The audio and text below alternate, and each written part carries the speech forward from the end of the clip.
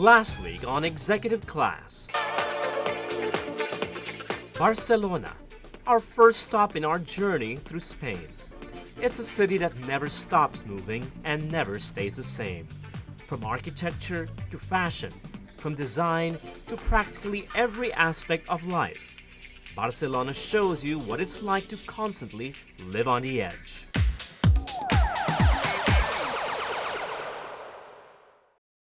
But as our journey through the Spanish countryside heads south, all that is about to change.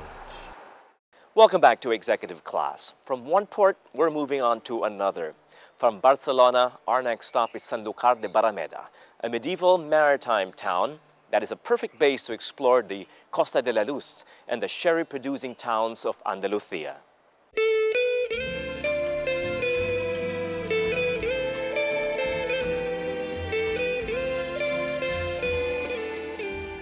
In Sanlucar de Barrameda, on the southern tip of Spain, both the skyline and the pace of life in this coastal town have changed little since the days when Spanish galleons set sail from its port.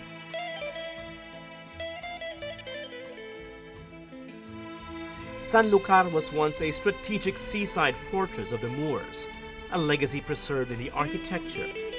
Later conquered by the Catholic crown, the town evolved into a major port from which explorers like Columbus and Magellan set sail.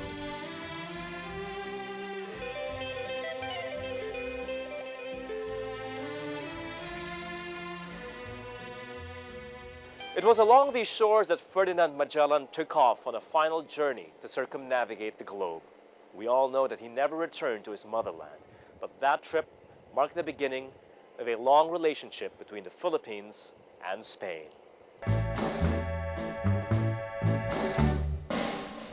Magellan's voyage to Las Islas Filipinas, as it was called eventually, was only the first of many that passed through Sanlúcar. Original maritime records and accounts of these trips to the Philippines remain preserved in what is the biggest private archive in Europe. 6 millones de páginas, Javier. Over 1 million pages. De documentos. Over 6 million documents. 6 million documents in this library. In this library. It's a national treasure. Dice que sí es un tesoro nacional. Sí. These are the archives of the Duchess of Medina Sidonia. With the help of Luis Hidalgo, a scion of the prominent sherry-producing family of Sanlúcar, I was able to go where few have gone before. An impressive collection of historical maps, manuscripts, and letters are housed in the Duchess's palace. Her assistant tells us each one of these documents were studied and archived by the Duchess herself.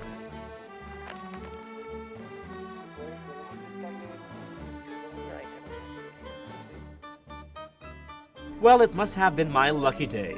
The reclusive Duchess, we're told, was suddenly in the mood for a chat. Doña Luisa Isabel Alvarez de Toledo is a true blue-blooded aristocrat. She's 21st in the line of dukes and duchesses of Medina Sidonia, at one time one of the richest and most powerful families in Spain.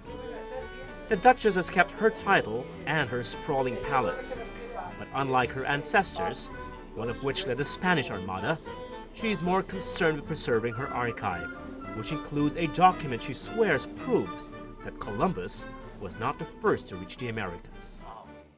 I, however, badger her with less earth-shaking historical questions, like what her archives reveal about the Philippines. Was named...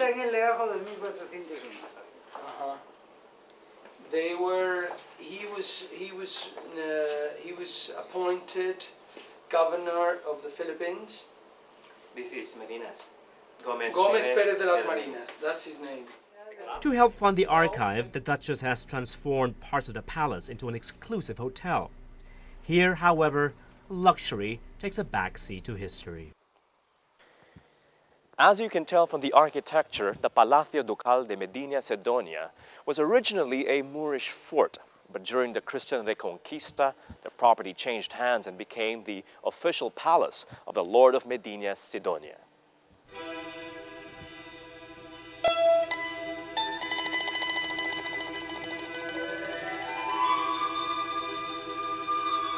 This palace and dominion over entire portions of Andalusia were granted to the Medina Sidonia line for their role in defeating the Moors. Like much of Andalusian Spain, the palace is an interesting blend of Christian and Moorish culture, and a walk through the hallways, the courtyard, and the gardens shows little trace of the clash between these two great civilizations.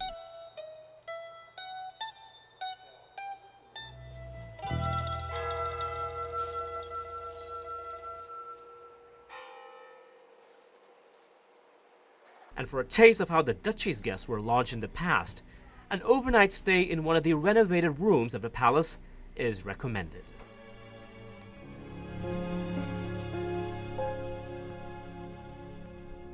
My suite had its own courtyard and a kitchen preserved to give guests a feel of how meals were prepared in the old days. In the bedroom, the oil paintings are all original and the antique furniture genuine.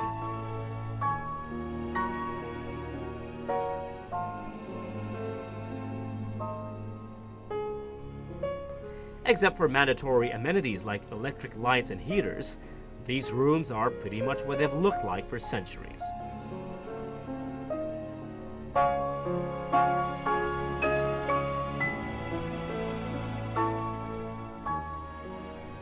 Only the bathrooms have been spruced up with modern-day fixtures, unless of course you prefer how it was like before showers and flushing toilets were invented.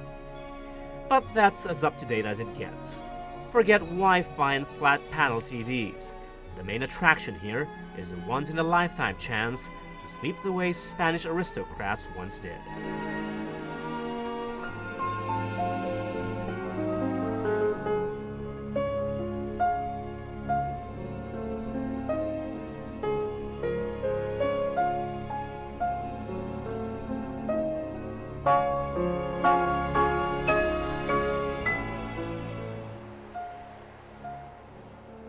The Duchess's residence is off limits. But if you're lucky, you can book an appointment to view her vast collection of paintings, some depicting her ancestors.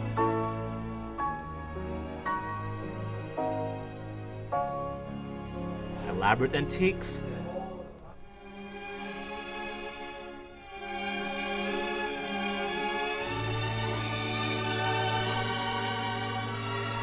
and gifts giving to the family over the centuries.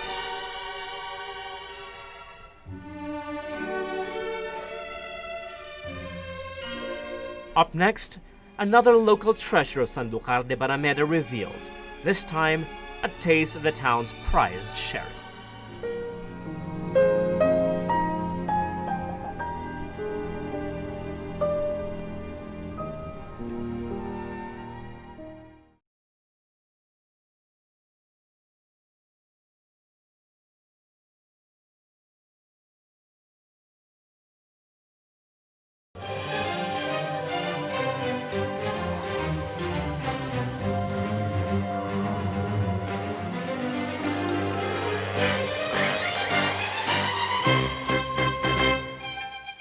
The town of Sanlucar de Barrameda, in what is known as the Sherry Triangle of Cadiz, is popular for a variety of sherry called Manzanilla, which is produced from a grape called the Palomino, which is unique in this part of the country.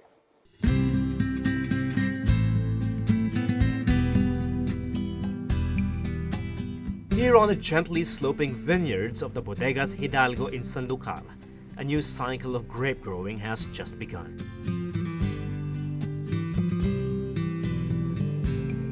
The region is known for its sherry, a type of white wine, but because of Sanlucar's proximity to the coast and special chalk-like Albacete soil, Manzanilla sherry, said to be the finest of all, can only be produced here.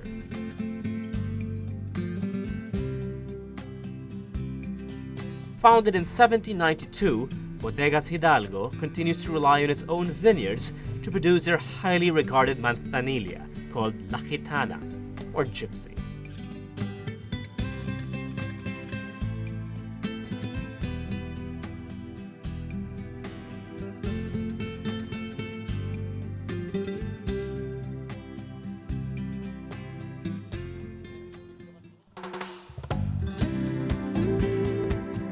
Jose Antonio Caballero of of the Bodegas Hidalgo La Gitana has agreed to show me how their special manzanilla is made. Together with Chico, the vineyard's caretaker, we go through the various steps of the winemaking process, beginning with where the Palomino grapes are pressed and where the juice is stored into stainless steel vats for a slow and critical fermentation process.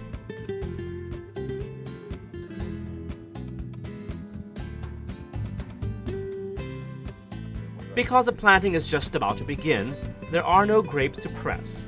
But still sitting in these vats are last harvest juice, now fermented and just about ready to be transported to the bodega, where the sherry is fortified and aged before being bottled and sold.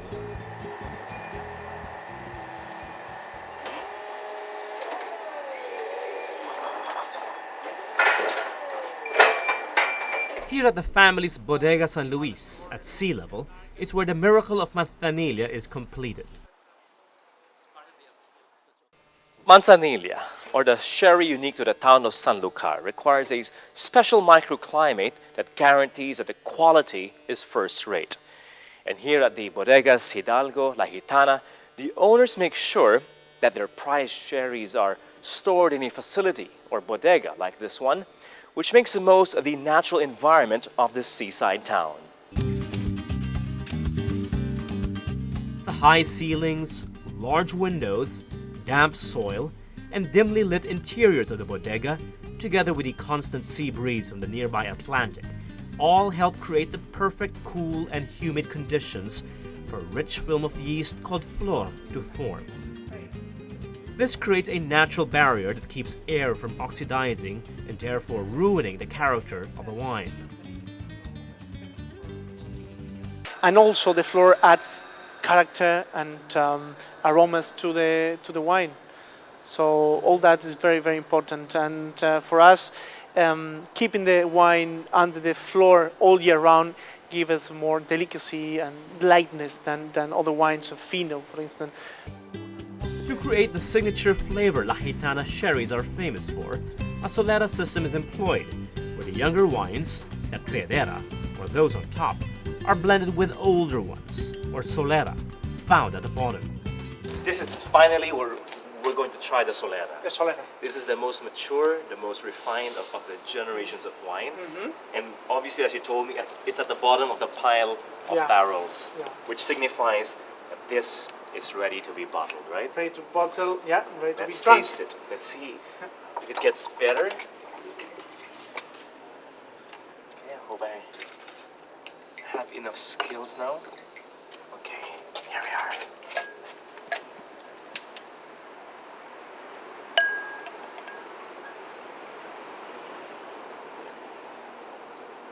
Okay. So even the color is already different. Completely different color. The Golden, taste is different. Yeah. More elegant nose. It's rounder. Not as powerful, No. not as strong. Very refined and subtle. Very subtle, I was That's, going to say, that's correct. Delicate, that's the word you said. Even more delicate. Fantastico.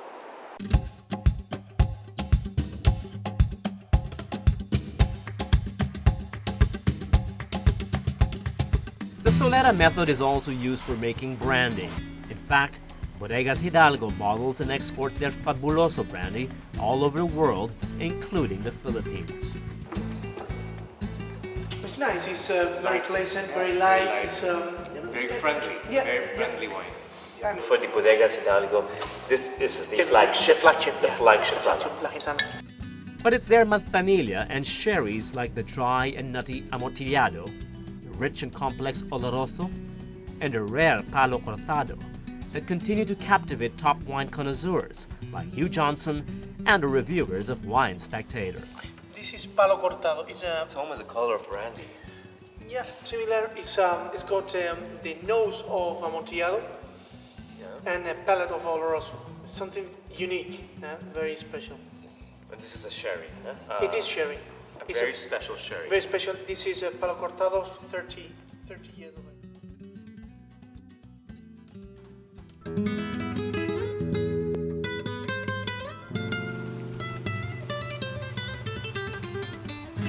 But the ultimate test of a sherry's worth is not in the tasting room, but in the tapas bars of downtown Sanlúcar.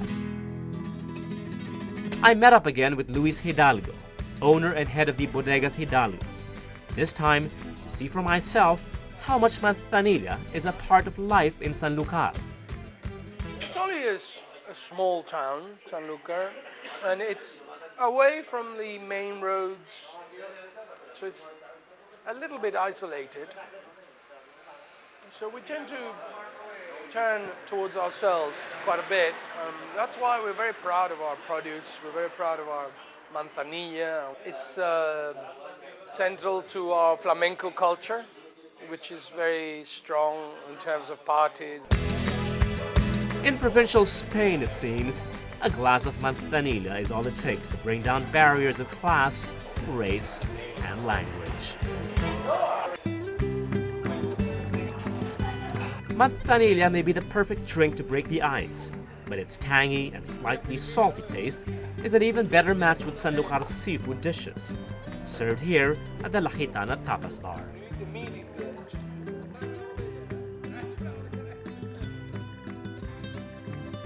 With crayfish, it's absolutely heavenly. Also great for pairing with salty jamon serrano and a wide range of other tapas.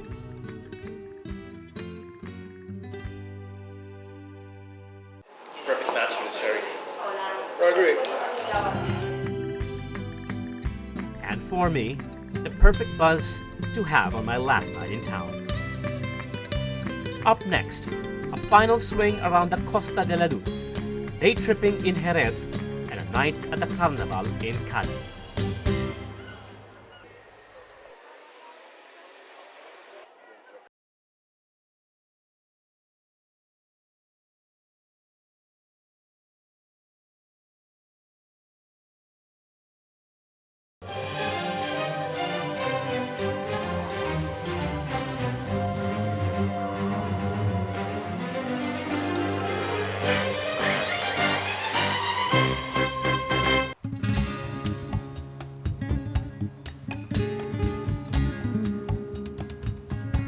It's called the Coast of Light for a reason.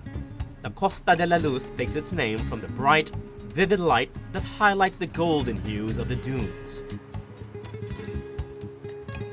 the reflection of the sea, and the whitewashed walls of its villages.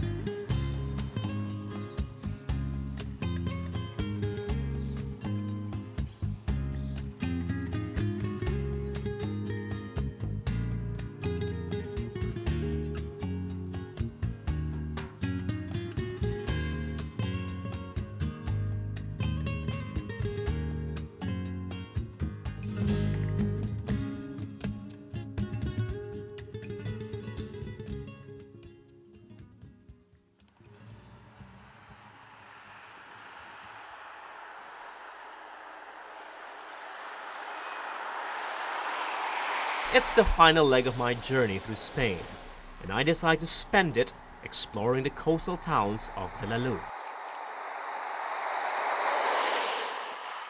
The scenery from my car is breathtaking. Beaches, farms, vineyards, and hidden villages, all glowing in the famously magical light of Andalusian Spain.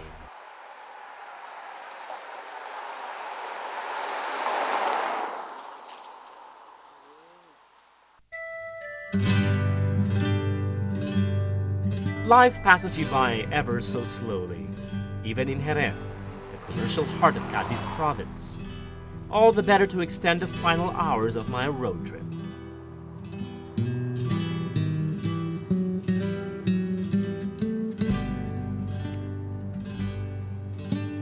If not for the sherry, which attracts enthusiasts the world over, Jerez has little to offer the package tourist, and that's why it's off the beaten path.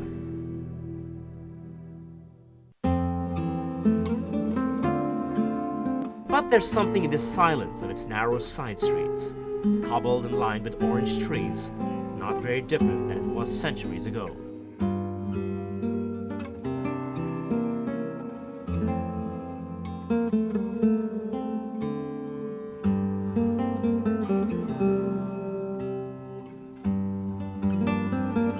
This is the soul of Andalusia, and you discover it not in its grand cathedrals or imposing monuments, but in the townsfolk. Sitting quietly in a roadside cafe, you take it all in. The magnificent combination of civilizations that left its imprint on art, science, and religion.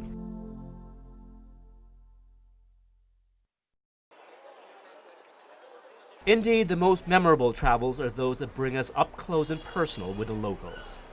It's Carnival season in the historical port of Cadiz, and families are on their way to the Gran Teatro de la Falle, where the city's most cherished tradition is about to begin.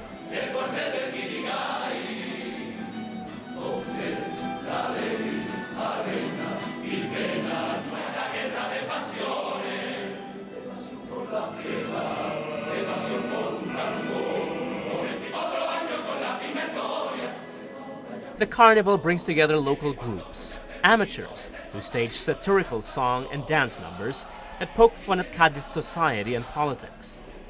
These men are dressed as conquistadores, but their message is timeless. They're singing about their native land and how they will never be able to live without it.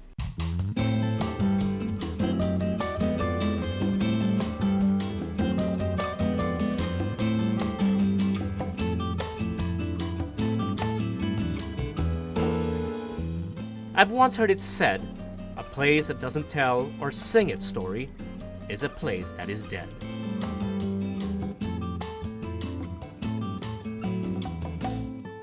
By this measure, Cadiz, and indeed Andalusia, remains alive in its towering structures and in the hearts of its great people.